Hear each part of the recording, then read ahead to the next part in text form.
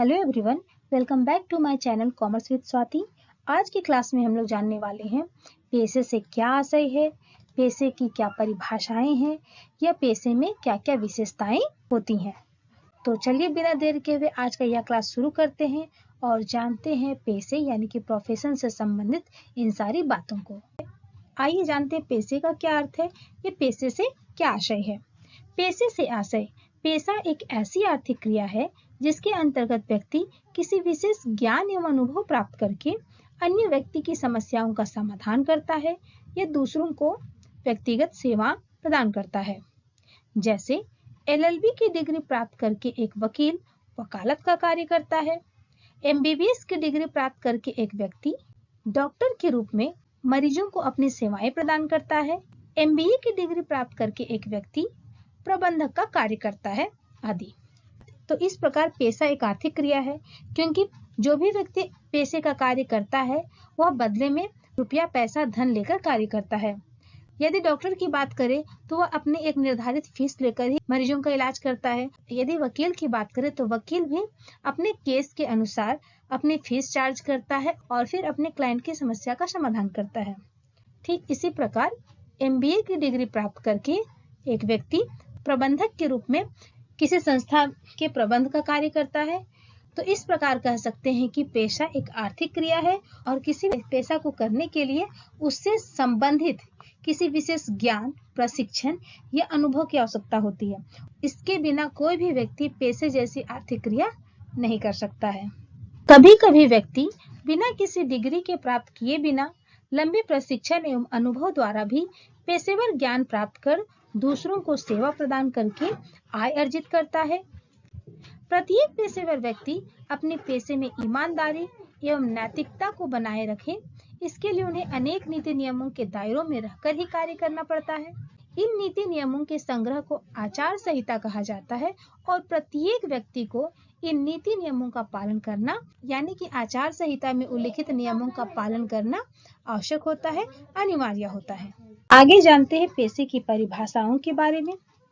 भिन्न भिन्न विद्वानों ने पैसे को निम्न प्रकार से परिभाषित किया है। जैसे वेबस्टर शब्दकोश के अनुसार पैसा वह धंधा है जिसके अंतर्गत एक व्यक्ति विशिष्ट ज्ञान प्राप्त करके दूसरे व्यक्तियों को निर्देशन, मार्गदर्शन अथवा परामर्श देता है। W.R. स्ट्रीगल के अनुसार पेशेवर व्यक्ति वह व्यक्ति है जो केवल व्यक्तियों से व्यवहार करता है और अपने निजी चातुर्य अथवा सेवा का उपयोग व्यक्तिगत आधार पर करता है। तो इस प्रकार भिन्न भिन्न विद्वानों द्वारा पैसे की जो परिभाषाएं दी गई है उसके आधार पर यह स्पष्ट होता है कि पैसा एक विशेष धंधा है जिसे करने के लिए विशिष्ट ज्ञान की आवश्यकता होती है, विशिष्ट अनुभव की आवश्यकता होती है, तभी वह दूसरे व्यक्तियों को निर्देशित कर पाएगा, उनका मार्गदर्शन कर पाएगा या उचित परामर्श दे पाएगा। W.R. स्ट्रीगल ने भी कहा है कि पेशेवर व्यक्ति वह व्यक्ति होते हैं जो केवल व्यक्तियों से व्यवहार करते हैं और अपने निजी चातुर्य एवं सेवा का उपयोग व्यक्तिगत आधार पर करके उनकी समस्याओं का समाधान करते हैं। तो इस प्रकार भिन्न भिन्न विद्वानों ने पैसे से संबंधित अपने विचार दिए हैं। आगे बात करते हैं पैसे की विशेषताओं के बारे में कि पैसे में क्या क्या विशेषताएं होती हैं। आइए जानते हैं पैसे की विशेषताओं के बारे में कि किसी पैसे में क्या क्या विशेषताएं होनी चाहिए। तो पैसे में निम्न विशेषताएं होती है, जिनमें पहला है विशिष्ट ज्ञान एवं तकनीकी कौशल। पैसा एक ऐसी आर्थिक क्रिया है जिसे करने के लिए प्रत्येक पेशेवर व्यक्ति में उस निश्चित कार्य को करने के लिए आवश्यक विशिष्ट ज्ञान के साथ साथ तकनीकी ज्ञान एवं कौशल का होना आवश्यक है। जैसे डॉक्टर बनने के लिए व्यक्ति के पास एमबीबीएस की डिग्री होनी चाहिए, वकील बनने के लिए एलएलबी की डिग्री जैसे विशेष ज्ञान का होना आवश्यक है एवं अपने कार्यों को सही प्रकार से करने के लिए उनके पास तकनीकी जानकारी भी होनी चाहिए। तो इस प्रकार प्रत्येक पैसे को करने के लिए उस पैसे से संबंधित विशिष्ट ज्ञान एवं तकनीकी कौशल की आवश्यकता होती है। इसी विशिष्ट ज्ञान एवं तकनीकी कौशल का प्रयोग करके ही एक पेशेवर व्यक्ति दूसरे व्यक्ति की समस्याओं का समाधान करता है या दूसरे व्यक्ति को अपनी सेवाएं प्रदान कर सकता है। तो इस प्रकार प्रत्येक पैसे के लिए अपनी अपनी कुछ विशेष ज्ञान, तकनीकी क्षमता एवं कौशल की आवश्यकता होती है। आगे देखते हैं पैसे की दूसरी विशेषता, प्रशिक्षण एवं अनुभव का होना। प्रत्येक पेशेवर व्यक्ति के पास अपने कार्यों को भली भांति करने हेतु आवश्यक प्रशिक्षण एवं अनुभव होना चाहिए।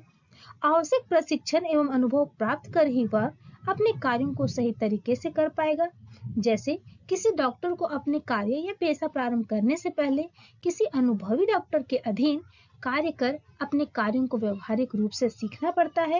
यह प्रशिक्षण एवं अनुभव प्राप्त करना आवश्यक होता है। ठीक उसी प्रकार एक वकील भी अपना पेशा प्रारंभ करने से पहले किसी अनुभवी वकील के अधीन कार्य करके अपने कार्यों को व्यवहारिक रूप में करना सीखते हैं या प्रशिक्षण एवं अनुभव प्राप्त करते हैं। कहने का अर्थ यह है कि प्रत्येक पेशेवर व्यक्ति जिसने डिग्री ही क्यों ना ले रखी हो, उन्हें आवश्यक प्रशिक्षण एवं अनुभव प्राप्त करना आवश्यक होता है। यही कारण है कि जब कोई व्यक्ति MBBS की डिग्री लेने के बाद भी किसी सीनियर या अनुभवी डॉक्टर के अधीन रहकर कार्य करता है, वो कार्यों को प्रैक्टिकल रूप में करना सीखता है। ऐसा नहीं कि डिग्री लेने के बाद उसे सीधे ही मरीज की सेवा करने या ऑपरेशन करने में लगा दिया जाता है, ऐसी बात नहीं है। उन्हें सबसे पहले अपने जो सीनियर्स डॉक्टर्स होते हैं उसके अंडर रहकर कार्यों को सीखना पड़ता है, कार्यों को प्रैक्टिकली जानना पड़ता है और उसके बाद ही वे डॉक्टर से संबंधित पेशे का कार्य कर पाते हैं।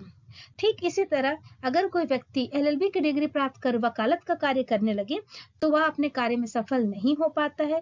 उसे भी अपने कार्य या पेशा प्रारंभ करने से पहले किसी अनुभवी या सीनियर वकील के अधीन रहकर कार्यों को प्रैक्टिकल रूप में सीखना पड़ता है और यह सीखने के क्रम में और यह सीखते सीखते वह जो अनुभव प्राप्त करता है और बाद में इसी अनुभव का प्रयोग करके वह अपने वकालत के कार्यों को करता है।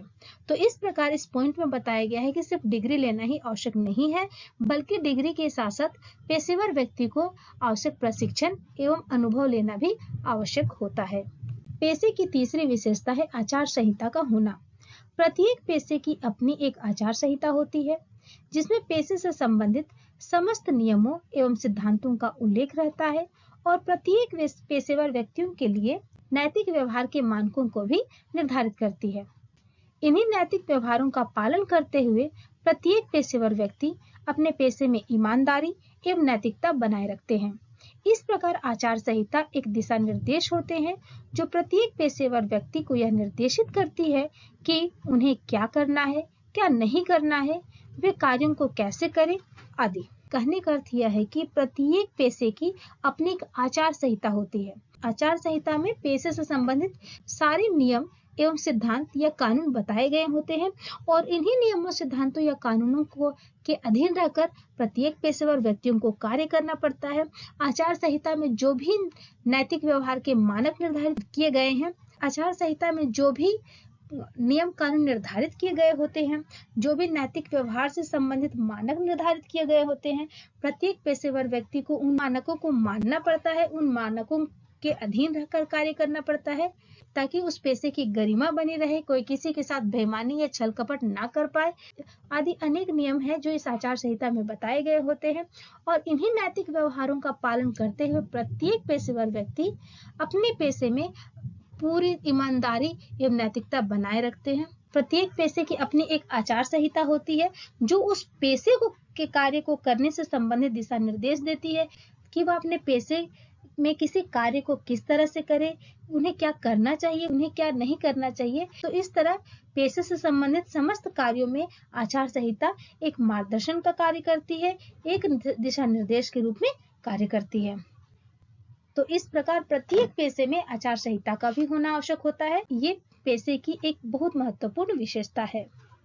आगे बात करते हैं पेशे की अगली विशेषता के बारे में। पेशे की चौथी विशेषता है सेवा भावना।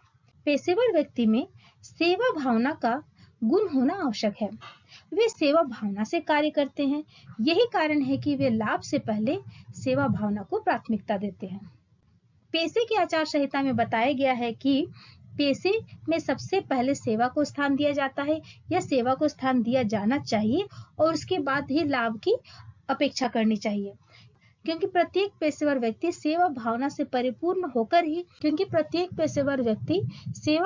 प्रेरित होकर ही अपने कार्य में ईमानदारी बरतता है और वे जो कार्य करते हैं वो दूसरे को सेवा भावना से करते हैं और पेशे में सेवा भावना को प्रथम और लाभ को द्वितीय स्थान दिया जाता है। इसलिए कहा जाता है कि पेशे में लाभ से पहले सेवा की भावना को प्राथमिकता दिया जाना चाहिए। और यही कारण है कि कहा जाता है कि पेशे में पहले सेवा और फिर बाद में लाभ देखा जाता है। अगली विशेषता है पेशेवर संस्था का होना। पेशे को व्यवहारिक रूप प्रदान करने के लिए या पेशे का संचालन करने के लिए पेशेवर संस्था का होना आवश्यक है। प्रत्येक पेशे की अलग अलग पेशेवर संस्था होती है और पेशेवर संस्था की सदस्यता लेना संबंधित पेशेवर व्यक्ति के लिए अनिवार्य होता है। जैसे चार्टर्ड अकाउंटेंट के लिए इंस्टीट्यूट ऑफ चार्टर्ड अकाउंटेंट की सदस्यता लेना आवश्यक है। कहने का अर्थ यह है कि प्रत्येक पेशे की एक पेशेवर संस्था होती है और प्रत्येक पेशेवर व्यक्ति को उस संस्था की सदस्यता लेना आवश्यक होता है, ताकि उसके साथ किसी तरह का भेदभाव हो, अन्याय हो या किसी भी परिस्थिति में वो अपने संस्था के पास जा सकता है, अपने संस्था से न्याय की उम्मीद लगा सकता है। जैसे प्रत्येक चार्टर्ड अकाउंटेंट के लिए इंस्टीट्यूट ऑफ चार्टर्ड अकाउंटेंट जो संस्था है उसकी सदस्यता लेना आवश्यक होता है। तो इस प्रकार एक पेशे में उपरोक्त विशेषताओं का होना आवश्यक है। अगर आप लोगों को आज का यह टॉपिक जरा भी इंफॉर्मेटिव लगा हो तो आप इसे जरूर लाइक करें, दूसरों को शेयर करें और यदि चैनल पे नए हैं तो चैनल को जरूर सब्सक्राइब कर लें। Thank you for watching this video.